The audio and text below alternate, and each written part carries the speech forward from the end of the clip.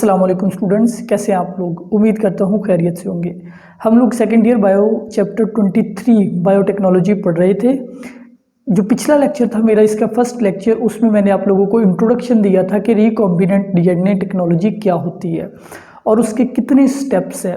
उसमें मैंने आप लोगों को ये भी बताया था कि रिकॉम्बिनेंट डीएनए टेक्नोलॉजी में हम एक जानदार के जीन को निकाल के दूसरे में डालते हैं और उसकी कॉपीज़ तैयार करते हैं। क्लोनिंग ऑफ जीन इस अमल को कहते हैं और इसके 4 स्टेप्स थे। पहले नंबर पे जीन ऑफ इंटरेस्ट का हसूल, दूसरे नंबर पे रिस्ट्रिक्शन एंजाइम। तो आज के लेक्चर में हम बात करेंगे बेसिकली रिस्ट्रिक्शन एंजाइम के ऊपर, वेक्टर्स के ऊपर, और इस पूरे प्रोसेस को हम सम अप करेंगे कि क्या क्या होता है। तो जी सबसे पहले रिस्ट्रिक्शन एंजाइम क्या होते हैं। रिस्ट्रिक्शन का मतलब होता है काटने वाले, रिस्ट्रिक्ट करने वाले, छोटा करने वाले। तो restriction enzyme naturally occurring enzyme present in bacteria, ये बैक्टीरिया में पाए जाते हैं। For their own protection they will cut viral DNA at a specific site. For example, ये स्टूडेंट्स एक बैक्टीरिया है, अगर इसको कोई वायरस इन्फेक्ट करे और वायरस अपना डीएनए बैक्टीरिया में भेजे, तो बैक्टीरिया के अंदर कुछ ऐसे एंजाइम है जो इस डीएनए को कट कर देंगे ताकि वायरस को मार दिया जाए, ताकि वायरस को इन्फेक्शन का मौका ना मिले। अब जो एंजाइम इस डीएनए को काटेगा, उस एंजाइम का नाम है रिस्ट्रिक्शन एंजाइम। रिस्ट्रिक्शन एंजाइम इनका नाम इसलिए है because they restricts growth of virus, क्योंकि ये वायरस को ग्रो नहीं करने देते। अब रिस्ट्रिक्शन एंजाइम डीएनए को हमेशा एक स्पेसिफिक साइट पे कट करते हैं। ये नहीं कि ये डीएनए को कहीं से भी कट कर दे, नहीं, ये एक ख़ास पॉइंट पे कट करते हैं। उस पॉइंट को कहते हैं पैलिंड्रोमिक सीक्वेंस। अब बड़े गौर की चीज़ है, पैलिंड्रोमिक सीक्वेंस क्या होता है। स्टूडेंट्स, ये आप डीएनए के 2 स्ट्रैंड देख सकते हैं, एक 5 to 3 डायरेक्शन में है और दूसरा 3 to 5 यानी एंटी पैरेलल है। अब आपने देखना है कि जो ऊपर वाला स्ट्रैंड है, इसमें तरतीब देखे GAATTC। आपने जब इसको 5 से 3 की तरफ पढ़ा GAATTC, नीचे वाले को अब पढ़े GAATTC, यानी ऊपर वाले में भी 5 से 3 की तरफ आपने पढ़ा, वही सीक्वेंस है। नीचे वाले को भी आपने 5 से 3 की तरफ पढ़ा, वही सीक्वेंस है। ऐसे सीक्वेंस को कहते हैं पैलिंड्रोमिक सीक्वेंस। पैलिंड्रोमिक सीक्वेंस की मिसाल यूं है जैसे ये उर्दू का एक लफ्ज़ है मोम, इसको आप आगे से पढ़े या पीछे से पढ़े, ये मोम ही है। ऐसे अल्फाज को, ऐसे सीक्वेंसेस को पैलिंड्रोमिक सीक्वेंस कहते हैं। तो हर एक रिस्ट्रिक्शन एंजाइम का एक मखसूस पैलिंड्रोमिक सीक्वेंस होता है, ये उसी जगह से उस डीएनए को कट करता है। अब आप देखें ये कैसे कट करेगा। ये रिस्ट्रिक्शन एंजाइम इस डीएनए के स्ट्रैंड को यहाँ से कट लगाएगा और इधर से कट लगाएगा नीचे वाले स्ट्रैंड। पैलिंड्रोमिक सीक्वेंस की मैं डेफिनेशन भी कर दूं कि palindromic sequence is a sequence of nucleotide of DNA consist of 4 to 6 nucleotide. ये पैलिंड्रोमिक सीक्वेंस सिर्फ 4 से 6 न्यूक्लियोटाइड पे मुश्तमिल होता है। And it is same when read from 5 to 3 direction of any strand. Okay, अब इस पैलिंड्रोमिक सीक्वेंस पे यहाँ से रिस्ट्रिक्शन एंजाइम यूं डीएनए को यहाँ से कट करेगा और यहाँ से भी, और इनके दरमियान ये जो हाइड्रोजन बॉन्ड है इनको खोल देगा। तो अब स्टूडेंट्स डीएनए जब कटेगा तो ये उसके 2 ओपन पीसीज आ गए, ठीक है। ये यहाँ पे यानी कि ये बेसिस जो है वो इधर वाला जो हिस्सा इसमें क्लोज ही है, जाहिर बात है इधर जो डीएनए और भी होगा वहाँ पे क्लोज ही होगा डीएनए। यहाँ से कटा, अब ये उसका एंड बना, इसको देखिए CTTAAG, और इसमें भी देखिए CTTAAG। ये सेम है रिवर्स ऑर्डर में जब मैंने इनको पढ़ा, ठीक है। अब ये जो स्ट्रैंड है इसमें ये ऊपर वाली बेसिस है CTTAAG और नीचे वाले में ये है GAATTC। ये भी स्टिकी एंड है। इस तरह के जो एंड होते हैं इनको कहते हैं स्टिकी एंड। अब स्टिकी एंड की डेफिनेशन क्या होगी, ये सिंगल स्ट्रैंडेड डीएनए का स्ट्रैंड है जो कॉम्प्लीमेंट्री होता है किसी दूसरे स्ट्रैंड के, यानी इसमें जुड़ने की सलाहियत है किसी भी दूसरे कॉम्प्लीमेंट्री डीएनए के, तो इसलिए इसको स्टिकी एंड कहते हैं, यानी इन दोनों को आप वापस जोड़ सकते हैं। अच्छा जी, डिस्कवरी। ये जो रिस्ट्रिक्शन एंजाइम है ये 1970 में पहली बार डिस्कवर हुए थे। हैमिल्टन ओ स्मिथ नामी एक साइंटिस्ट ने डिस्कवर किए थे जॉन हॉपकिंस यूनिवर्सिटी में। ओके, और इनकी जो तादाद है वो तकरीबन 400 के करीब है। यानी अब तक उसके बाद बहुत सारे रिस्ट्रिक्शन एंजाइम मिले। हर एक रिस्ट्रिक्शन एंजाइम जो है उसका एक मखसूस पैलिंड्रोमिक सीक्वेंस होता है, जो मैं आप लोगों को बता चुका हूँ, पैलिंड्रोमिक सीक्वेंस। और इसके अलावा इनके में से जो 20 के करीब है वो यूज़ होते हैं जेनेटिक इंजीनियरिंग में, यानी कि डीएनए को कट करने में। इसकी एग्जांपल है इको R1। यहाँ पे इको से मुराद है एस्कर्शिया कोलाई, आर से मुराद है रिस्ट्रिक्शन एंजाइम, 1 से मुराद है रिस्ट्रिक्शन एंजाइम का नंबर। अब आगे बात करते हैं हम, जब आप जीन ऑफ इंटरेस्ट को काट लेते हैं, रिस्ट्रिक्शन एंजाइम से आप जीन ऑफ इंटरेस्ट को काट लेते हैं तो उसके स्टिकी एंड बन जाते हैं। यानी वो जीन ऑफ इंटरेस्ट जब आपके पास कट के सामने आता है तो वो स्टूडेंट्स इस तरह से सामने आएगा, ज़रा गौर कीजिएगा, ऐसे उसके दोनों एंड से वो एक ख़ास स्टिकी एंड रखेगा।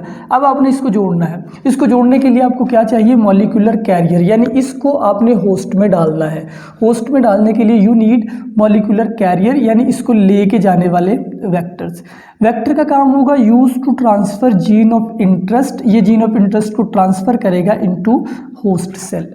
और ये दो किस्म के वेक्टर यूज होते हैं, number 1 plasmid, number 2 bacteriophage. Plasmid क्या होते हैं? These are discovered by study of sex life of Escherichia coli. ये जो एस्कर्शिया कोलाई नाम का बैक्टीरिया है, यानी कि ई कोलाई, ये हमारी एक्चुअली कोलोन में रहता है, इसलिए इसको ई कोलाई, इसको एस्कर्शिया नाम के साइंटिस्ट ने डिस्कवर किया था कोलोन से। तो पहली बार जब एस्कर्शिया जो है वो इसकी सेक्स लाइफ को स्टडी कर रहा था तो उसको इस बैक्टीरिया में प्लाज्मिड मिले थे। ठीक है, तो प्लाज्मिड ई कोलाई में डिस्कवर हुआ, एमसीक्यूज के तौर पे याद रखने हैं। बैक्टीरियोफेज को भी एज अ वेक्टर यूज़ कर सकते हैं आप। ये वो वायरस होते हैं दैट इन्फेक्ट बैक्टीरिया। अब हम प्लाज्मिड को डिटेल में स्टडी करते हैं कि प्लाज्मिड क्या है, कैसे यूज़ होते हैं। फर्स्ट ऑफ ऑल प्लाज्मिड की definition, extra chromosomal circular DNA found in bacteria. ये जो बैक्टीरिया है, इस बैक्टीरिया में एक इसका सेंट्रल डीएनए है, ये सेंटर में डीएनए है, इसको क्रोमोसोम कहते हैं। तो इस क्रोमोसोम के अलावा ये जो एडिशनल डीएनए है, ये क्या है? ये प्लाज्मिड है। ये सर्कुलर यहाँ होता है, यानी कि ये मैंने एक प्लाज्मिड का स्ट्रक्चर बना दिया, ये क्या है? प्लाज्मिड है। और ये किस लिए होते हैं? ड्रग रेजिस्टेंस के लिए होते हैं। यानी इन प्लाज्मिड के अंदर जीन्स होते हैं बैक्टीरिया को एंटीबायोटिक से बचाने के लिए। यानी बहुत सारी एंटीबायोटिक जो बैक्टीरिया को मारने वाली दवाइयां हैं, बैक्टीरिया के अंदर उनसे बचने के लिए जीन्स होते हैं। ये जीन कुछ खास प्रोटीन बनाते हैं और वो प्रोटीन उस एंटीबायोटिक को नलीफाई कर देती है। एक बात और, इन जीन्स में फर्टिलिटी जीन्स भी होते हैं। इन प्लाज्मिड में फर्टिलिटी जीन एक ऐसा जीन होता है जो एक बैक्टीरिया दूसरे को ट्रांसफ़र कर सके और उससे जो रेसिपिएंट बैक्टीरिया हो उसमें एक नए कैरेक्टर का इजाफा हो जाए। आगे देखिए स्टूडेंट्स, ये जो प्लाज्मिड है, इस प्लाज्मिड को भी आपने सेम उसी रिस्ट्रिक्शन एंजाइम से कट करवाना है जिससे आपने जीन ऑफ इंटरेस्ट को आइसोलेट किया था। तो फिर इसके भी क्या बन जाएंगे? Sticky and. अब क्या करना है? जब आपने इसको स्टिकी एंड से काट लिया, फिर आपने जीन ऑफ इंटरेस्ट को इससे जोड़ देना है। तो ये देखिए जी, ये रहा जीन ऑफ इंटरेस्ट। यानी जो स्टिकी एंड थे वो आपके बड़े काम आए जीन ऑफ इंटरेस्ट को जोड़ने के लिए। This is now gene of interest. और ये जो डीएनए है, ये पूरा डीएनए अब क्या कहलाएगा? Recombinant DNA. The DNA from two different sources called recombinant DNA। अब आपने अपने जीन ऑफ इंटरेस्ट को बैक्टीरिया के प्लाज्मिड से जोड़ दिया है। स्टूडेंट्स, प्लाज्मिड की दो मेजर किस्में हैं। या प्लाज्मिड वैसे तो बहुत सारे हैं जो डिस्कवर हो चुके हैं, लेकिन दो बड़े प्लाज्मिड जो हम जेनेटिक इंजीनियरिंग में यूज़ करते हैं, एक का नाम है PSC101। यहाँ पे P से मुराद है प्लाज्मिड, S और C वो साइंसदान है जिन्होंने डिस्कवर किए, और 101 इसका नंबर है। ये जो प्लाज्मिड है ये टेट्रासाइक्लिन की रेजिस्टेंस जीन रखता है, यानी इसके अंदर वो जीन्स हैं जो बैक्टीरिया को एंटीबायोटिक टेट्रासाइक्लिन से प्रोटेक्ट कर देते हैं। फिर एक और है PBR322। यहाँ पे P से मुराद है प्लाज्मिड, B से मुराद है बोलीवार, एक साइंटिस्ट का नेम है, R से मुराद है रोजिज, यानी कि बोलीवार एंड रोजिज साइंटिस्ट है। 322 इस प्लाज्मिड का नंबर है। इस प्लाज्मिड में एमसीक्यूज के लिए याद रखें, बहुत अहम एमसीक्यूज है। टेट्रासाइक्लिन के जीन भी हैं और एम्पिसिलिन जो कि एक और एंटीबायोटिक है, इन दोनों के जीन है। मैंने आपके इंटरेस्ट के लिए आपको ये वाला जो प्लाज्मिड है जिसका नाम क्या है, जिसका नाम है BR322 उसका स्ट्रक्चर दिखाया है। इसमें भाई ये आप जो देख रहे हैं ब्लू कलर में, ये जीन किसका है? टेट्रासाइक्लिन का। और ये जो रेड कलर में जीन है एम्पिसिलिन का है। यहाँ पे मैं आपको कुछ बताना चाहता हूँ जो आपकी बुक में लिखा हुआ है लेकिन एक्सप्लेन नहीं किया हुआ है।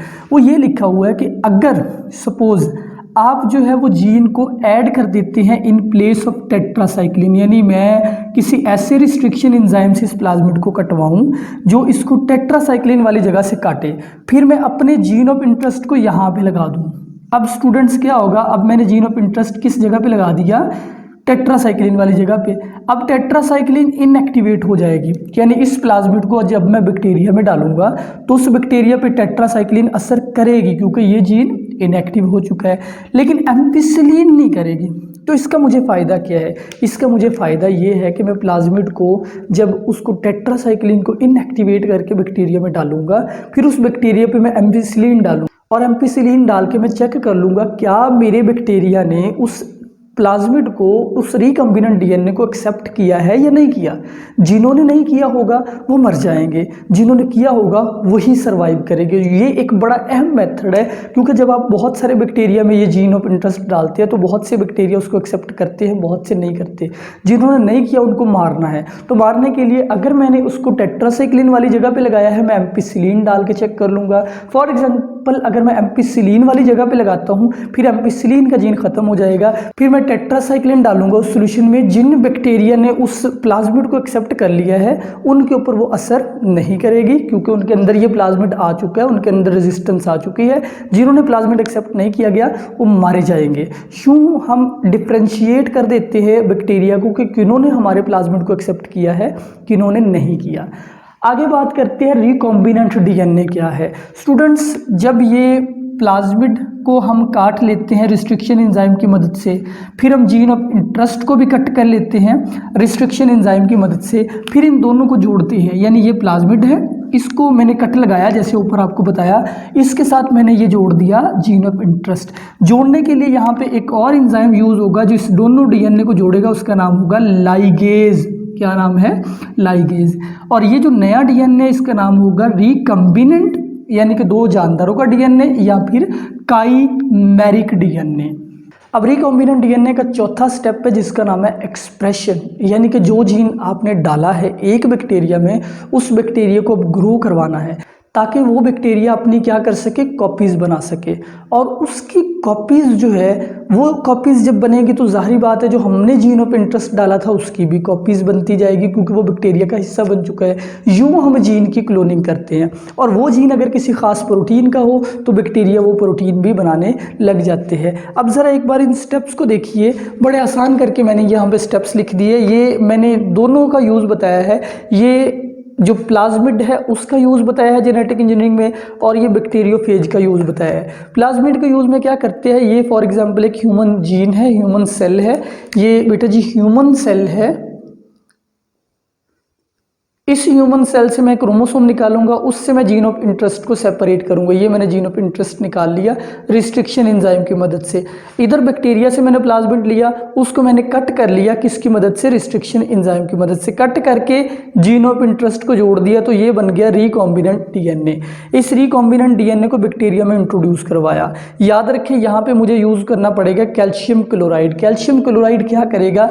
वो इस बैक्टीरिया की परमिएबिलिटी को बढ़ा देगा क्योंकि ये बैक्टीरिया जो है डीएनए एक बड़ा मॉलिक्यूल है, ये बैक्टीरिया उसको एक्सेप्ट नहीं करेगा।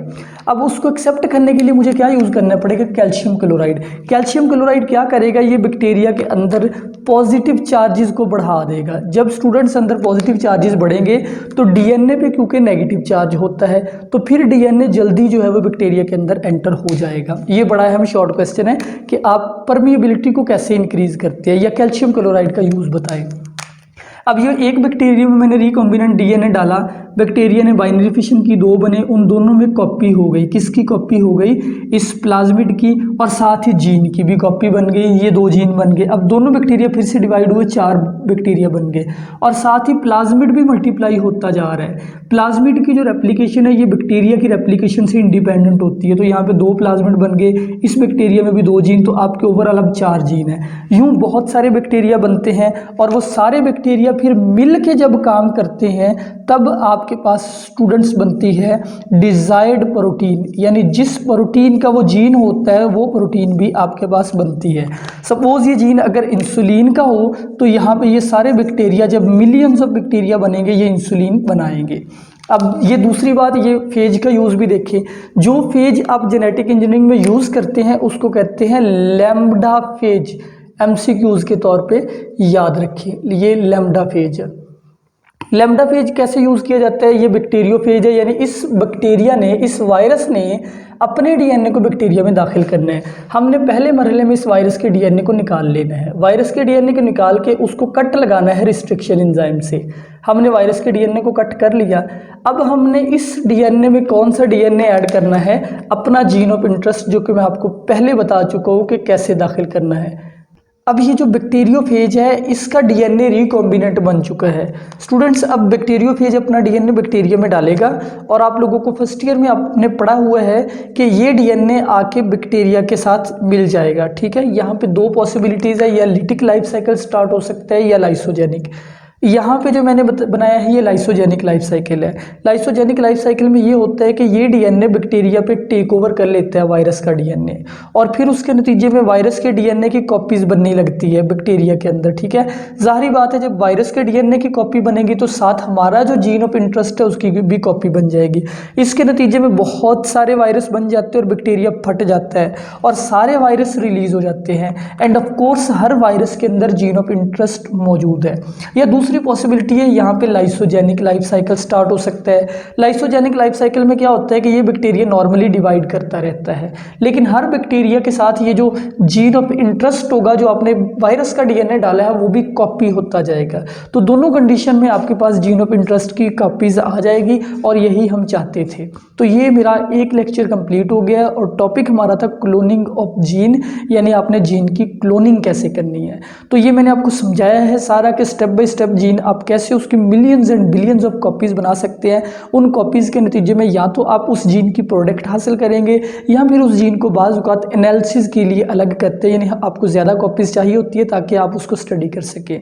तो यहाँ पे अगर आपको कोई सवाल है वो ज़रूर कीजिए। अपना ख्याल रखिए। अल्लाह हाफिज़।